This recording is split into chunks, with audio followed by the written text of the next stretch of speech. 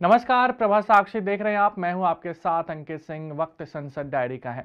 संसद का शीतकालीन सत्र चल रहा है। संसद के दोनों सदनों में लगातार कामकाज हो रहे हैं। हालांकि विपक्ष की ओर से कई बड़े मुद्दे भी उठाए जा रहे हैं। आज कांग्रेस की ओर से साफ तौर पर कहा गया कि अर्थव्यवस्था को लेकर मोदी सरकार की दृष्टि विफलता की कहानी को बयां करती है। वहीं वित्त मंत्री निर्मला सीतारमण ने साफ तौर पर कह दिया है कि देश की बढ़ती अर्थव्यवस्था से कुछ लोगों को जलन है, लेकिन हमें गर्व करना चाहिए कि हमारी अर्थव्यवस्था लगातार बढ़ रही है।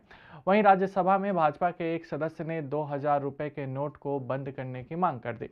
इसके साथ ही डिंपल यादव ने मैनपुरी लोकसभा उपचुनाव में जीत हासिल करने के बाद आज सदस्य के रूप में शपथ ली है।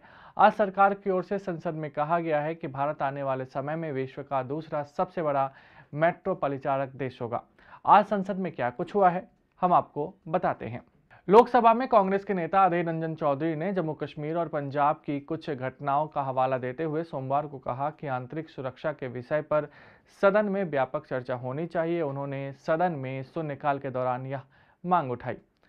भाजपा के एक सदस्य ने राज्यसभा में सोमवार को दावा किया कि 2000 रुपए के नोट का आपराधिक गतिविधियों और अवैध व्यापार में बड़े पैमाने पर इस्तेमाल हो रहा है, लिहाजा सरकार को इसे चरणबद्ध तरीके से बंद कर देना चाहिए।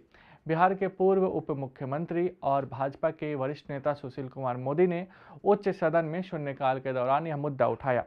लोकसभा अध्यक्ष ओम बिरला ने कांग्रेस के एक सांसद की टिप्पणी पर आपत्ति जताते हुए सोमवार को सदन में कहा कि अगर सदस्य सदन के भीतर जाति और धर्म के आधार पर चर्चा करेंगे तो आसन को कार्रवाई करनी पड़ेगी।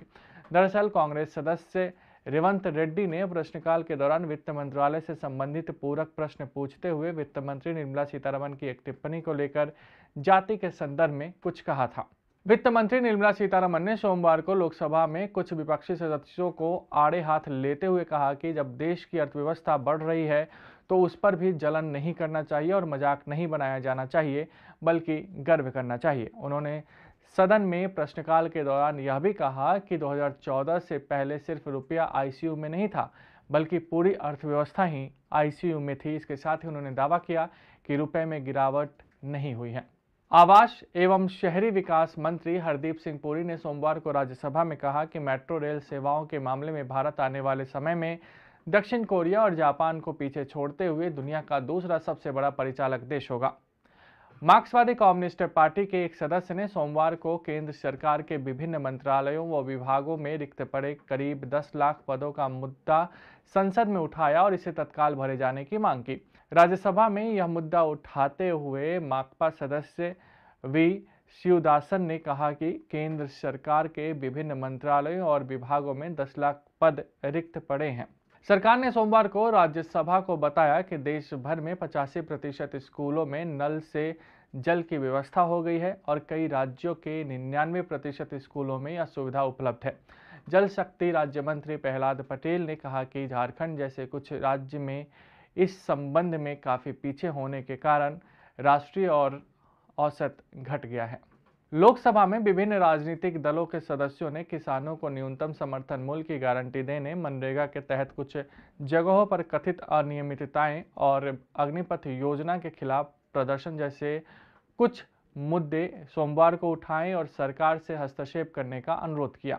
भारतीय जनता पार्टी के सांसद कुंवर पुष्पेंद्र सिंह चंदेल ने सोमवार को लोकसभा में सरकार से आग्रह किया कि संस्कृत को राज हिंदी के साथ राष्ट्र का दर्जा दिया जाए। उन्होंने सदन में नियम 377 के तहत अपनी बात रखते हुए यह मांग की।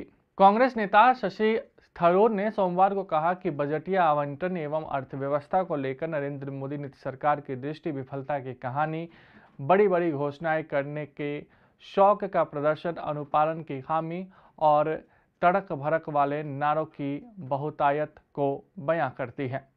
संसद में ऊर्जा संरक्षण संशोधन विधेयक को मंजूरी दे दी गई है। राज्यसभा में ऊर्जा संरक्षण संशोधन विधेयक 2022 पर चर्चा का जवाब देते हुए केंद्रीय मंत्री आर.के. सिंह ने कहा कि उजाला योजना के माध्यम से हमने CO2 उत्सर्जन में प्रति वर्ष 105 मिलियन टन की कमी की है और 129 बिलियन यूनिट ऊर्जा की बचत की है। COP 2015 में हमने 2030 तक हमारी अर्थव्यवस्था की उत्सर्जन तीव्रता को 33% से 35% तक कम करने का संकल्प लिया। हमने इसे पहले ही 30% से अधिक काम कर दिया है। भारत नवीनकरणीय ऊर्जा, स्वच्छ ऊर्जा और जलवायु परिवर्तन में एक निर्विवाद नेता है। अगर आप भी लेना चाहते हैं देश दुनिया की तमाम जानकारी तो आज ही सब्सक्राइब करें हमारे चैनल को। साथ ही नीचे दिए बेल आइकन को जरूर दबाएं ताकि हर अपडेट आप तक पहुंच सके।